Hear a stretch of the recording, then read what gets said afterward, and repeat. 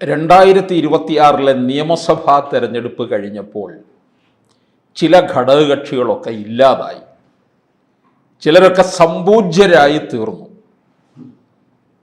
ചിലരൊക്കെ കിട്ടിയതൊക്കെ കൊണ്ടങ്ങ് തൃപ്തിപ്പെട്ട് കഴിയുന്നു. UDFിൻ്റെ ഭാഗത്തുള്ള ഘടകകക്ഷികൾക്കൊക്കെ തന്നെ അവരുടെ നില മെച്ചപ്പെടുത്താനും മന്ത്രി പദവിയിലേക്ക് എത്താനും കഴിഞ്ഞു എന്നുള്ളതാണ്. നഷ്ടം മുഴുവൻ സംഭവിച്ചത് എവിടെയെന്ന് ചോദിച്ചാൽ അത് LDFിലാണ്. ഒറ്റയാൾ പട്ടാളങ്ങളൊക്കെ ഉണ്ടായിരുന്നു. കോൺഗ്രസ് എസിലെ കടന്നപ്പള്ളി രാമചന്ദ്രൻ, നമ്മൾ നേരത്തെ തന്നെ പറഞ്ഞത് പല കാര്യങ്ങളാണ്. ഇവർക്കൊന്നും മത്സരിക്കാൻ ഇറങ്ങേണ്ട യാതൊരു ആവശ്യവുമില്ല. പ്രായാധിക്യം കാരണം മാറി നിൽക്കണമായിരുന്നു.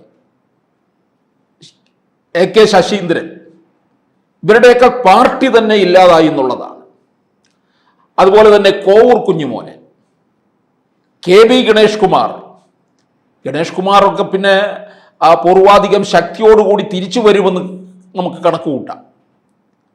അല്ലാതെയുള്ള ഘടകകക്ഷികളൊക്കെ തന്നെ ഇല്ലാതായി പോകുന്നു എന്നുള്ളതാണ്.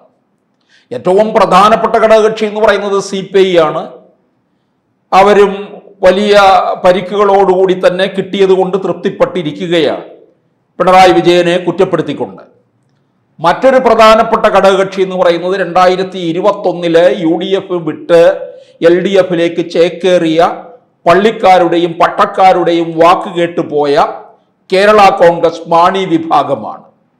കേരള കോൺഗ്രസ് മാണി വിഭാഗം ഇല്ലാത്ത ഏത് മന്ത്രിസഭ എന്ന് ചോദിച്ചിട്ടുണ്ട്. അല്ലെങ്കിൽ കേരള കോൺഗ്രസ് തന്നെ ഇല്ലാത്ത ഏത് മന്ത്രിസഭയുണ്ട്? UDFിൽ ജോസഫ് ഗ്രൂപ്പ് നില മെച്ചപ്പെടുത്തിയില്ലേ? ജോസഫിന് വലിയ വേവലാതിയായിരുന്നു ജോസ് കെ മാണി UDFിലേക്ക് വരുമോ ഇല്ലയോ എന്നുള്ളത്. കാരണം വന്നു കഴിഞ്ഞാൽ ഒരുപക്ഷെ കൂടുതൽ സീറ്റ് ജോസ് കെ മാണിക്ക് കൊടുക്കും, കൂടുതൽ അവകാശങ്ങളും അവിടെ ഉന്നയിക്കും. 26 തെരഞ്ഞെടുപ്പിന് മുമ്പായിട്ട് പലതരത്തിലുള്ള ചർച്ചകളും ഒക്കെ നടത്തിയതാണ് ജോസ് കെ മാണിയെ ഇപ്പുറത്തേക്ക് കൊണ്ടുവരാൻ. അതിൽ പ്രധാന മുൻകൈ എടുത്തത് മുസ്ലിം ലീഗാണ്. കാരണം ലീഗിനൊരു സംശയമുണ്ടായി, കോൺഗ്രസിലെ ഈ അടി കാരണം ഒരുപക്ഷെ 3-ാം വട്ടവും പിണറായി വിജയനും സംഘവും അധികാരത്തിൽ ഏറിക്കഴിഞ്ഞാൽ വീണ്ടും 5 വർഷം കൂടി വെയിൽ കൊള്ളണമല്ലോ. അത് ഓർത്താണ് മുസ്ലിം ലീഗ് അതിന് പിന്നിൽ കിടന്ന് കഷ്ടപ്പെട്ടത്. അങ്ങനെ എല്ലാ തരത്തിലുള്ള അവരുടെ സുരക്ഷിത മണ്ഡലം വരെ ജോസ് കെ മാണിക്ക് കൊടുക്കാമെന്നുള്ള ഒരു കരാറിലേക്ക് വരെ പോയി. പക്ഷേ എവിടെയോ എന്തോ ചില പാകപ്പിഴകളൊക്കെ സംഭവിച്ചോ. ഏതായാലും ജോസ് കെ മാണി അവിടെ തന്നെ നിന്നു എന്നുള്ളതാണ്. അല്ലെങ്കിൽ പിന്നെ ഓരോ തെരഞ്ഞെടുപ്പ് കാലം എത്തുമ്പോഴും അങ്ങോട്ട് ചാടി ഇങ്ങോട്ട് ചാടി പോകുന്നവൻ എന്നുള്ള ഒരു പേര് ദോഷം എപ്പോഴും ജോസ് കെ മാണിക്ക് കിട്ടാറുണ്ട്. അതിത്തവണ ഒഴിവാക്കിക്കൊണ്ട് അവിടെ തന്നെ നിന്നു. ജോസ് കെ മാണി വരാനായിട്ട് തയ്യാറെടുത്തതുമാണ്. പിണറായി വിജയൻ അതിനിടയ്ക്ക് റോഷി അഗസ്റ്റിനെ കയ്യിലെടുത്ത് കേരള കോൺഗ്രസിനെ പിളർത്താനായിട്ടുള്ള എല്ലാ ശ്രമവും നടത്തി. അത് കാരണം ജോസ് കെ മാണിക്ക് ഇങ്ങോട്ടേക്ക് പോരാനും കഴിയാത്ത സ്ഥിതിയിൽ എത്തി എന്നുള്ളതാണ്. 12 സീറ്റിൽ മത്സരിച്ചു. ഭാഗ്യം കൊണ്ട് 12-ൽ 12 പരാജയപ്പെട്ടു. അങ്ങനെ സമ്പൂജ്യരായി നിൽക്കുന്ന കേരള കോൺഗ്രസ് ജോസ് കെ മാണി വിഭാഗം. ഈ കെ മാണിക്ക് ശേഷം ജോസ് കെ മാണിക്ക് ഒരു വിജയവും ഉണ്ടായിട്ടില്ല എന്നുള്ളതാണ്. പാല തന്നെ കൈവിട്ടുപോയി. നിരന്തരമായിട്ട് തോൽവി. ആ തോൽവിയെല്ലാം ഏറ്റുവാങ്ങിക്കൊണ്ടാണ് ഇപ്പോൾ ജോസ് കെ മാണി LDFിൽ നിൽക്കുന്നത്. ഇനി അങ്ങോട്ടുള്ള പോക്ക് അത്ര സുഖകരമല്ല എന്ന് ജോസ് കെ മാണിക്കും അറിയാം. അത് മുന്നിൽ കണ്ടിരുന്നു. അതുകൊണ്ട് ജോസ് കെ മാണി ഇപ്പോൾ മറ്റു പല നീക്കങ്ങളും നടത്തുകയാണ്. അപ്പോൾ ചോദിക്കാം, എന്ത് നീക്കമെന്ന്? UDFിലേക്കല്ലേ? ഇനിയിപ്പോൾ അങ്ങോട്ടേക്ക് ആർക്കും പ്രവേശമില്ല. UDF വലിയ സന്തോഷത്തിൽ നിൽക്കുകയാണ്. അവിടെ ഹൗസ്ഫുള്ളാണ്.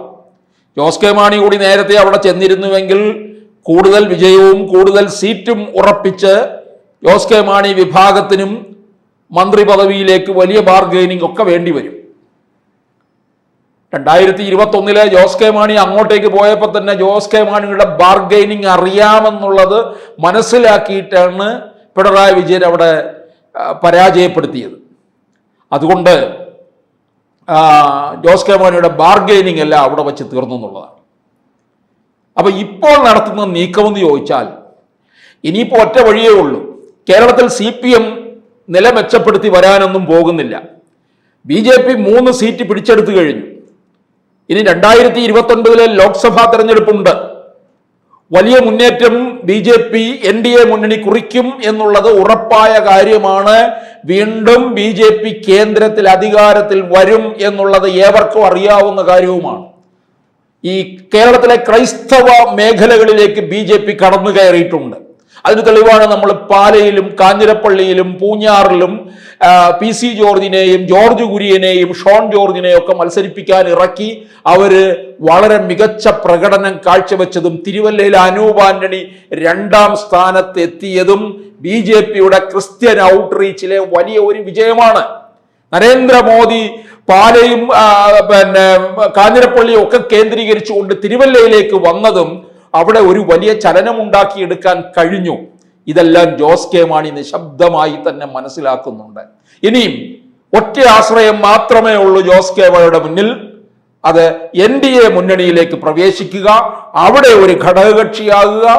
NDA മുന്നണിയിലേക്ക് ചെന്നു കഴിഞ്ഞാൽ അവിടെ തീർച്ചയായിട്ടും നിർണായകമായ സ്ഥാനം തന്നെ ജോസ് കെ മാണിക്ക് ലഭിക്കും എന്നുള്ളത് ഉറപ്പാണ്.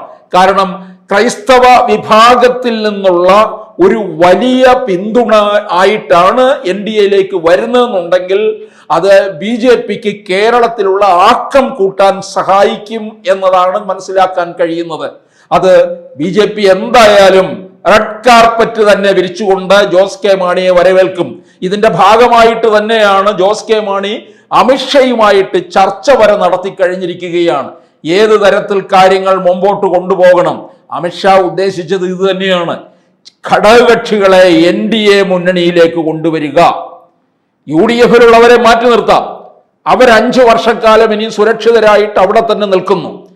LDFിലുള്ള ഘടകകക്ഷികളെ സംബന്ധിച്ച് അവരെയൊക്കെ ചെറു ഘടകകക്ഷികളെ CPM CPA ഒക്കെ മാറ്റി നിർത്തുക.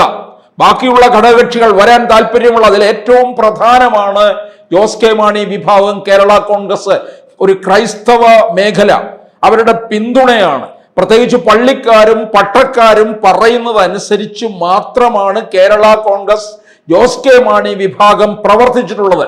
ഇക്കുറി ഈ LDF വിട്ട് UDFിലേക്ക് വരണമെന്ന് പള്ളിക്കാരുടെ അതിശക്തമായിട്ടുള്ള സമ്മർദ്ദം വരെ ഉണ്ടായിരുന്നു. ആ സമ്മർദ്ദത്തിന് ജോസ് കെ മാണിക്ക് വഴങ്ങാനും പറ്റുന്നില്ല. ഒന്നും പറ്റാത്ത ഒരു അവസ്ഥയിലേക്ക് കാര്യങ്ങൾ മാറി എന്നുള്ളതാണ്. അങ്ങനെ ചാടി നടക്കുന്നവനെന്നുള്ള ഒരു പേരുദോഷം ഉണ്ടാകും എന്നുള്ളത് കൊണ്ടാണ് വിട്ടുനിന്നത്. പക്ഷേ 2029 ലോക്സഭാ തെരഞ്ഞെടുപ്പിന് മുമ്പ് കേരളത്തിൽ കേരള കോൺഗ്രസ് മാണി വിഭാഗം ഇത്തരത്തിലുള്ള ഒരു നീക്കം നടത്തും. അതായത് NDA മുന്നണിയിലേക്ക് പ്രവേശിക്കും എന്നുള്ളത് ഉറപ്പായ കാര്യമാണ്. അതിൻ്റെ ഭാഗമായിട്ടാണ് അമിത്ഷായുമായിട്ട് പ്രാഥമിക ചർച്ചകളൊക്കെ തന്നെ പൂർത്തിയായിരിക്കുകയാണ്. ഇനി ഇതിൻ്റെ തുടർ ചർച്ചകളിലേക്കും മറ്റ് കാര്യങ്ങളിലേക്കുമാണ് പാർട്ടി മുമ്പോട്ട് പോയിക്കൊണ്ടിരിക്കുന്നതും അമിത്ഷാ അതിന് വേണ്ട തരത്തിൽ കരുക്കൾ നീക്കിക്കൊടുക്കുന്നതും. എന്തായാലും 2029 ലോക്സഭാ തെരഞ്ഞെടുപ്പിൽ കേരളത്തിൽ NDAയുടെ ഭാഗമായിരിക്കും കേരള കോൺഗ്രസ് മാണി വിഭാഗം എന്നുള്ളത് ഉറപ്പായ കാര്യമാണ്. കൂടുതൽ വാർത്തകളും വിശേഷങ്ങളും നിങ്ങളിലേക്ക് എത്താൻ ABC മലയാളം സബ്സ്ക്രൈബ് ചെയ്യുക, ബെൽ ബട്ടണും അമർത്തുക.